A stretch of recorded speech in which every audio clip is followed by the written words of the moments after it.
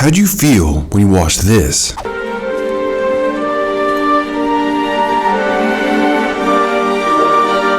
You're probably feeling, I'm jacked.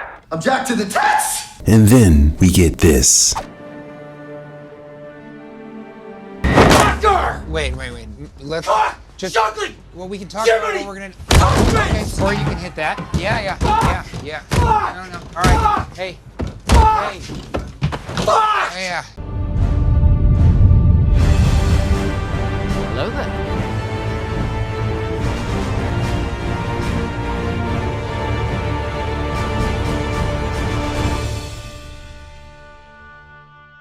Young Skywalker is in pain.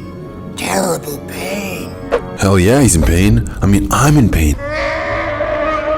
I'm still hurting after seeing The Last Jedi. For example, Snoke the string cheese, Rey the God, boring porgs. They all hit home. But there's one person we all waited to see. You know what I'm talking about. It's this guy. We waited years to see him, and to hear he's returning made us all excited until we saw this.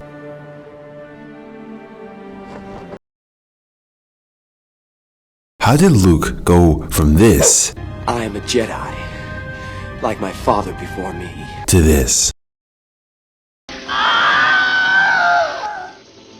Well, the story starts with what happened between Return of the Jedi to The Last Jedi. So here's what we last remember. Luke just defeated the Empire, redeemed Darth Vader, and the Rebel Alliance won. Then, Luke, seeing himself as the Last Jedi, decided to revive the Jedi. However, in order to revive it, Luke first had to complete his own training, leading Luke on a journey for lost Jedi knowledge. This is when Luke found some of Palpatine's hidden Jedi knowledge. He knew there was more. In fact, there was a rumor Jocasta knew the old librarian from Episode 2 survived the Jedi Purge, along with preserved Jedi archives from the Jedi Temple on Coruscant. Yeah, she intended to save the Jedi. Let's take a look. Jocasta New's lair. Jocasta preserved a lot of the Jedi archives. She was ready to make a Jedi school to revive the Jedi Order, but she was missing something: students. Jocasta knew there was a data file on Coruscant with a list of every Force-sensitive child in the galaxy. She needed to get it, so she went to Coruscant. And along the way, she eventually got discovered by Vader and killed. For years, her assistant waited, hoping Jocasta would come back. She never did. So he sealed it off, believing the Force will lead the right person to the research when the time came. Time would soon come. As Luke searched the whole galaxy with Loris Antigua, the old dude from The Force Awakens, he started stumbling on clues of this rumored treasure. And then, Luke discovered a closed-off cave calling to him. That's when he found what he was looking for: Jocasta New's research. Luke took all of Jocasta's preserved Jedi archives and started his own Jedi Academy. He recruited Ben Solo, or Swolo if that's what you prefer, along with a few Force-sensitive children. Luke spent years training them until Disney decided Luke needed to smother Ben in his sleep. This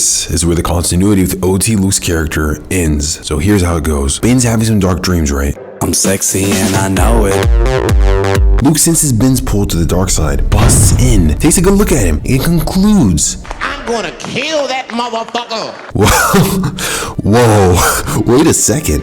Isn't Ben Solo Luke's nephew? Not only his nephew, but his best friend and sister's own child. And because of a few dark dreams, Luke decides he deserves the death sentence. Sure, Ben may have experienced a pull to the dark side, but why would Luke instinctively decide it's time to kill Kylo? Did Disney forget Luke saved Vader, the most unredeemable Sith Lord, from the dark side? And that's not even the best part. The best part is Disney uses this Kylo Ren smothering mess as the reason why Luke gave up. It was me. I failed. Give me a break!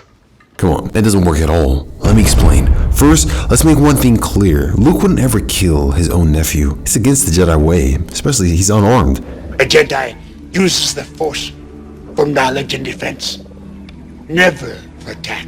More realistically, Luke would first counsel Ben. I assume those gigantic Jedi textbooks have a chapter about saving people from the dark side. Come on, it's the #1 problem. Or are those books useless too? Give me an old man! Give me an old man! Give me a goddamn old man! Amen. And lastly, Luke's OT history with the dark side is optimistic. Luke saved his father from the dark side, the most evil villain in the galaxy that cut off Samuel Jackson's hand and lived.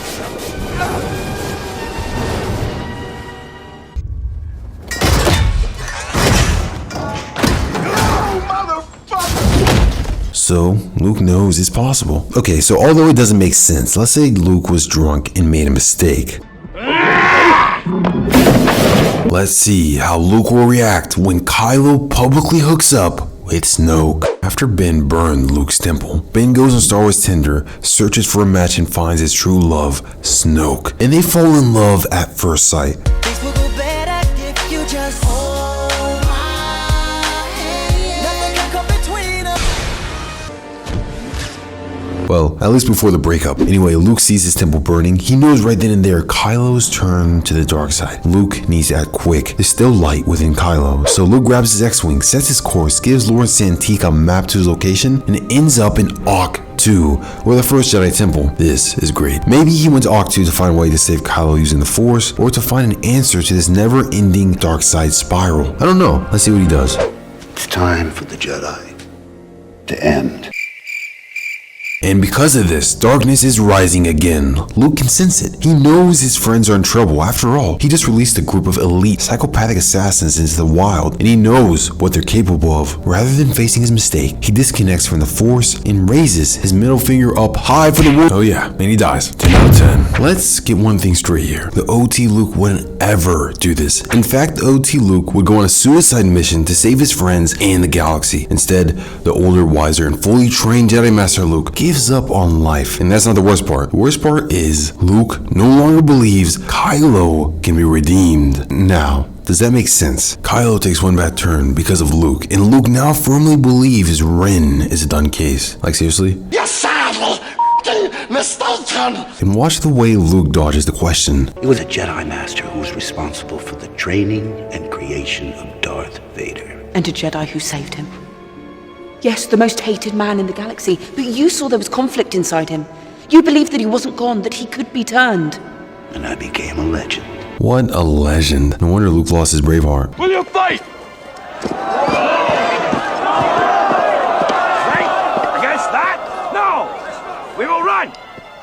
And we will live. Luke used to be brave. He didn't care who he was fighting. He fought for freedom. He didn't care if he died for his beliefs. Whether he was fighting a gigantic monster or the most formidable Sith Lords in the galaxy, Luke's balls didn't care. You know, my favorite part is when Luke tells Vader what he thinks of him straight up. That name no longer has any meaning for me. It is the name of your true self you've only forgotten. Get the fuck out my face with that shit. That's bravery, and that's the Luke we all remember. Then we go to the Last Jedi and get a coward exiled on an island, guzzles blue milk, and then dies on a rock. I like the way you die, boy. What happened to Luke's bravery? I'll tell you what happened. Disney killed it. In fact, Disney didn't just kill off Luke, they killed off his character's essence as well. So, let's do a final breakdown here. The original trilogy Luke versus the Last Jedi Luke. So the OT Luke is optimistic, brave, loyal, wise, while the TLJ Luke is pessimistic, cowardly, selfish, unwise. He's the complete opposite, but don't take my word for it. Listen to Luke's character admitting his character's negative traits in the film. I was weak, unwise. And here's the thing, Disney could have saved The Last Jedi. All they had to do was one thing, hear Mark Hamill's advice. I said, Ryan, a Jedi doesn't give up. I remember you saying that, yeah. You know, a Jedi, if he does something wrong, he makes it right. You know, even if he's traumatized and goes away, he'd regroup within, I don't know, 6 months, but 20, 30 years? And come on, that's a little bit overindulgent. Mark Hamill's right. After all, Hamill played the character for years and has been around George Lucas since the beginning, so he knows a thing or two about the character. But rather than hearing Hamill out, Disney ignored him and continued with The Last Jedi. The Solo movie is an early repercussion of their poor decision, and if they screw up on Episode 9, it may mark the end of George Lucas's legacy and our childhood. Which brings us to the multi-billion-dollar question, will Episode 9 redeem Star Wars and Luke? Who's to say I just didn't force project somewhere else?